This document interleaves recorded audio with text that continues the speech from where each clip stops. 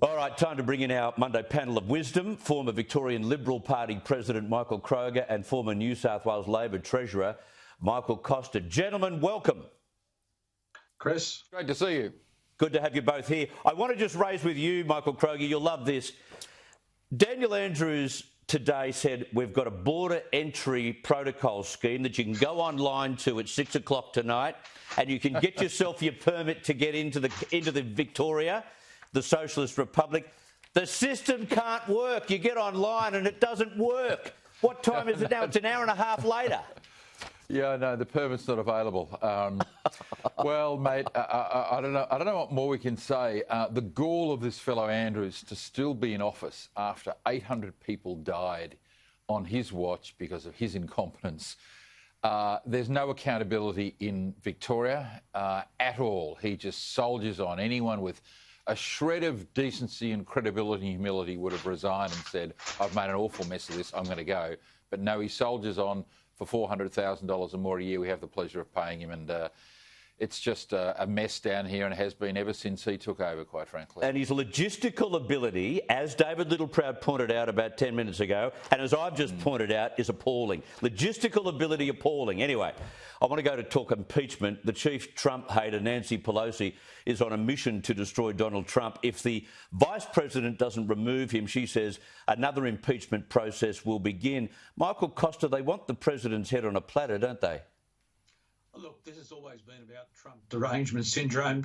You know, what's so staggering about all of this is in about 9 days, 10 days, the Democrats will be in charge of the place. And I guarantee there will be a chaotic approach to policy. They have no policies. Their left wing is setting the political agenda, and the right wing of the Democratic Party is so Trump deranged, it's allowed them to run with this sort of stuff, and all of it just can't be implemented. I can see, you know, this is a bold prediction I'm going to make here, but in 2 years' time, without Trump being there, the Democrats turning on themselves because, I mean, the only thing that's held this, the glue that's held this party together has been Trump derangement, and that's about to end. And as for Pelosi, I mean, the very fact that she's the Speaker shows you that you know, the Democratic Party is in real trouble itself in terms of policies. And, you know, it's very unfortunate for all of us to see the US, the premier democracy, being in this position. Let's hope that things settle down after the inauguration.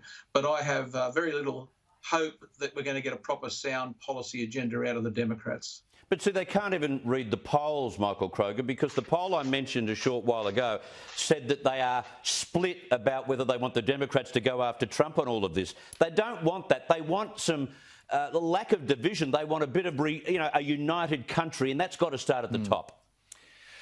It does, and what you're seeing here is just a period of revenge by Pelosi, who, when you listen to her interviews, boy, she's... Oh.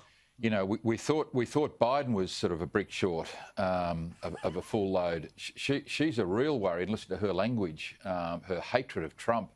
They have to pull her into line. She's a very dangerous individual. But yeah, look, the country needs to come together. Biden needs to take control, but I don't think he can take control. That's the problem. I mean, he's not going to last 4 years. Harris is going to be president. You've got Harris, that other wild man, Schumer. We're in for a rocky period in America. And as you say, a rocky period with no policies, none at all. The acting Prime Minister, Michael McCormack, has weighed into Twitter's banning of the President today, saying it has the stench of double standards. Here's Michael McCormack. I say to the owners of Twitter, if you're going to take down the comments of who is still the American President, you need to think also about the photo, the doctored image that shows a soldier, supposedly an Australian digger, with a child in his arms about to do harm to that child. Now, that has not been taken down, and that is wrong. When a private online social media company like Twitter decides to have internal moral crusaders and political judges, this could never end nicely, nor can it ever be fair, can it, Michael Costa?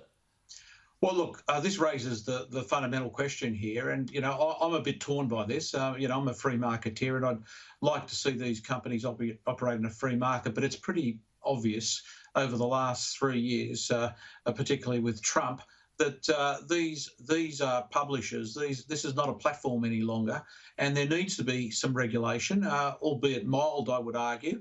But they can't be going around choosing and picking and choosing winners in terms of the the political and ideological debates that are going on. They're either a platform, and if they're a platform, really they ought to operate as a platform. But if they're going to be a publisher, they ought to be regulated like every other publisher. And it's pretty clear they're publishers. They're making editorial decisions now.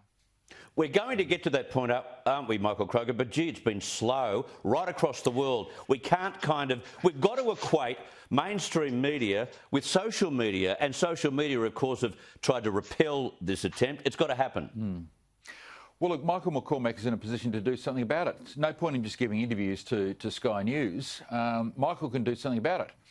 He can ring Paul Fletcher, the Communications Minister. He can go to the Cabinet meeting. He can demand, as Michael Costa correctly says, that Twitter and Facebook be deemed to be publishers. These are not third-party intermediaries, as they try to explain. They're just sort of there matching, buyer and seller together.